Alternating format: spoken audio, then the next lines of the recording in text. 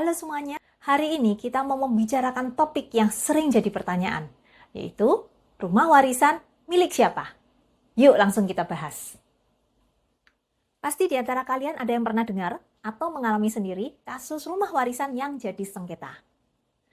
Atau mungkin ada pertanyaan, bagaimana kalau saya mau jual rumah warisan orang tua saya?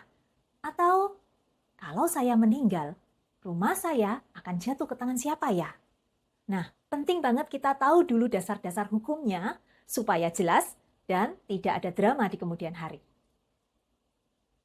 Pertama, mari kita luruskan dulu apa itu warisan properti.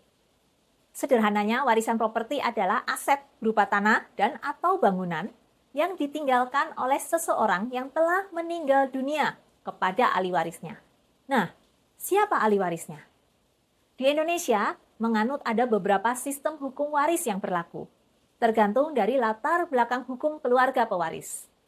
Sistem hukum waris ini akan digunakan untuk menentukan siapa ahli waris yang berhak untuk warisan properti tersebut. Hukum waris yang pertama adalah hukum waris adat, di mana hukum waris ini bersumber dari kebiasaan, tradisi, dan nilai-nilai yang dianut oleh masyarakat adat tertentu di Indonesia. Hukum ini tidak dituliskan dalam satu kitab undang-undang, melainkan diwariskan secara turun-temurun dan bervariasi antara satu daerah dengan daerah yang lainnya. Beberapa prinsip utama dalam sistem hukum waris adat, antara lain patrilineal, di mana garis keturunan ditarik dari pihak ayah, yang umumnya memberikan harta waris lebih besar atau hanya kepada anak laki-laki. Contohnya di suku Batak atau Bali. Yang kedua adalah matrilineal, di mana garis keturunan ditarik dari pihak ibu, yang umumnya memberikan harta waris lebih besar atau hanya kepada anak perempuan. Contohnya di suku Minangkabau. Yang ketiga adalah parental atau bilateral, di mana garis keturunan ditarik dari kedua pihak, ayah dan ibu, yang umumnya memberikan harta waris sama kepada anak laki-laki dan anak perempuan. Contohnya Jawa, Sunda, atau Aceh. Hukum waris yang kedua adalah hukum waris Islam.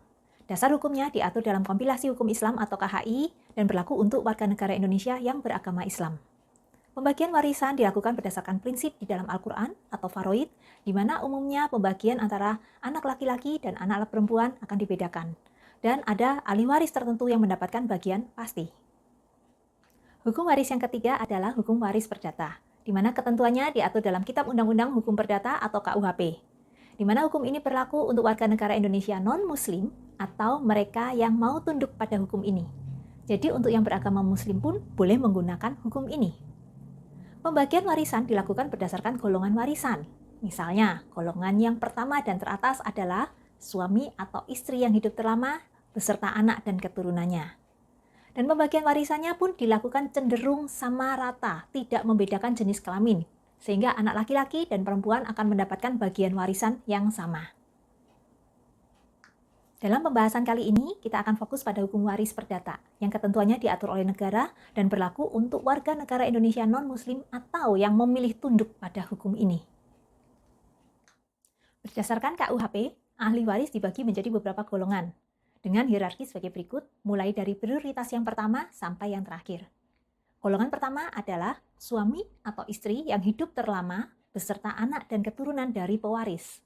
Golongan kedua adalah orang tua dan saudara kandung dari pewaris. Golongan ketiga adalah kakek atau nenek dari pewaris. Golongan keempat adalah sanak saudara dengan garis lurus ke samping seperti paman, bibi, dan sepupu. Penting untuk dicatat bahwa pembagian golongan ini menunjukkan hierarki prioritas. Jika masih ada ahli waris golongan pertama, maka golongan di bawahnya sama sekali tidak berhak mendapatkan warisan. Kecuali jika tidak ada ahli waris di golongan pertama atau semuanya sudah meninggal dunia, maka ahli waris akan berpindah ke golongan kedua. Jika ahli waris golongan kedua tidak ada, maka ahli waris akan berpindah ke golongan ketiga. Demikian seterusnya. Berapa besar pembagiannya untuk tiap ahli waris dalam satu golongan? Umumnya sama rata untuk semua ahli waris dalam satu golongan yang sama. Sebagai contoh, misalnya ada seorang suami yang meninggal dunia dan meninggalkan satu rumah dengan istri dan 3 orang anak. Maka pembagian hak warisnya adalah sebagai berikut. Berdasarkan golongan pertama, ahli warisnya total ada 4 orang, yaitu istri plus 3 orang anak. 100% kepemilikan rumah akan dibagi menjadi 50% yang pertama adalah menjadi hak istri, karena dalam hukum pernikahan, rumah yang dimiliki selama masa pernikahan adalah harta bersama, sehingga istri masih memiliki penuh 50% dari kepemilikan rumah, kecuali jika terdapat perjanjian pranikah. 50% kedua, yang awalnya dimiliki oleh almarhum suami, inilah yang menjadi warisan, yang akan dibagi menjadi ke-4 ahli waris tersebut, yaitu istri dan 3 orang anak. Sehingga 50% ini akan dibagi ke-4 orang, masing-masing mendapatkan 12,5%. Sehingga totalnya istri akan memperoleh 62,5% dari kepemilikan rumah, sedangkan anak pertama sampai anak ketiga masing-masing mempunyai 12,5% dari kepemilikan rumah tersebut. Nah, sudah bisa menentukan ahli warisnya? Sekarang kita siapkan dokumen-dokumen apa saja yang diperlukan. Yang pertama tentu saja sertifikat dari properti warisnya. Yang kedua, KTP dan KK dari pewaris serta semua ahli waris. Yang ketiga, buatlah akta kematian yang bisa dibuat di Dinas Kependudukan dan Catatan Sipil. Yang keempat, buatlah surat keterangan waris yang akan berisi data tentang ahli waris yang sudah ditentukan. Surat keterangan waris ini bisa dibuat di kantor desa atau kelurahan, atau pengadilan agama, atau juga di kantor notaris. Setelah semua dokumen dilengkapi, jangan lupa lakukan proses balik nama sertifikat ke nama ahli waris yang sudah ditentukan. Perubahan nama sertifikat ini tentu harus diurus melalui BPN atau Badan Pertanahan Nasional dengan melakukan pembayaran pajak waris atau BPHTB waris. Apa itu BPHTB waris? Singkatan dari Bea Perolehan Hak Atas Tanah dan atau Bangunan Waris. Ini merupakan pajak yang harus dibayar oleh ahli waris karena memperoleh tanah atau bangunan yang disebabkan oleh warisan. BPHTB waris ini besarannya berbeda-beda setiap daerah karena rumusannya ditentukan oleh Bapenda tingkat kota atau kabupaten. Tetapi rumusan umumnya adalah sebagai berikut. BPHTB waris sama dengan BPHTB umum dikali dengan diskon BPHTB waris, dikali dengan NPOP dikurangin NPOP TKP waris. Sebagai contoh di Kota Tangerang, nilai BPHTB adalah 5%, sedangkan diskon untuk BPHTB waris adalah 50%. NPOP atau nilai perolehan objek pajak biasanya diambil dari NJOP PBB. Kita ambil contoh untuk properti waris yang nilainya 1M. NPOP TKP atau nilai perolehan objek pajak tidak kena pajak untuk properti waris di Kota Tangerang itu besarnya 300 juta. Sehingga nilai BPHTB waris adalah sebesar 50% dikali 5% dikali 1M dikurangi 300 juta. Dengan total 17.500.000 rupiah. Nilai ini akan berbeda-beda untuk setiap daerah, tergantung dari ketetapan Bapenda masing-masing. Bagaimana jika ahli waris tidak punya dana untuk membayar pajak warisnya dan berencana untuk menjual properti waris ini? Tentu saja proses ini bisa ditangguhkan.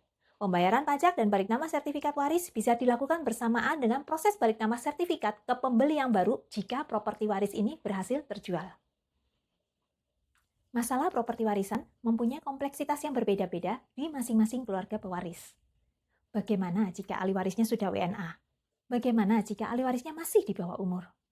Bagaimana jika ada perjanjian pranikah?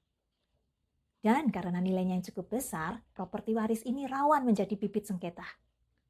Ini ada beberapa tips dari kami untuk mencegah terjadinya sengketa terhadap properti waris. Komunikasikan secara terbuka dengan keluarga selama pewaris masih hidup tentang rencana pembagian warisan.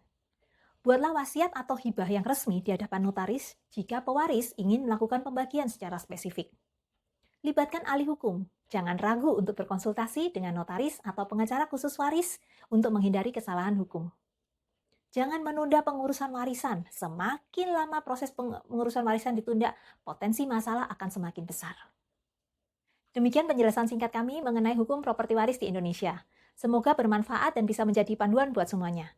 Jika ada pertanyaan lebih lanjut, bisa tulis di kolom komentar di bawah atau hubungin tim kami Prominent Property melalui link yang disebutkan di deskripsi.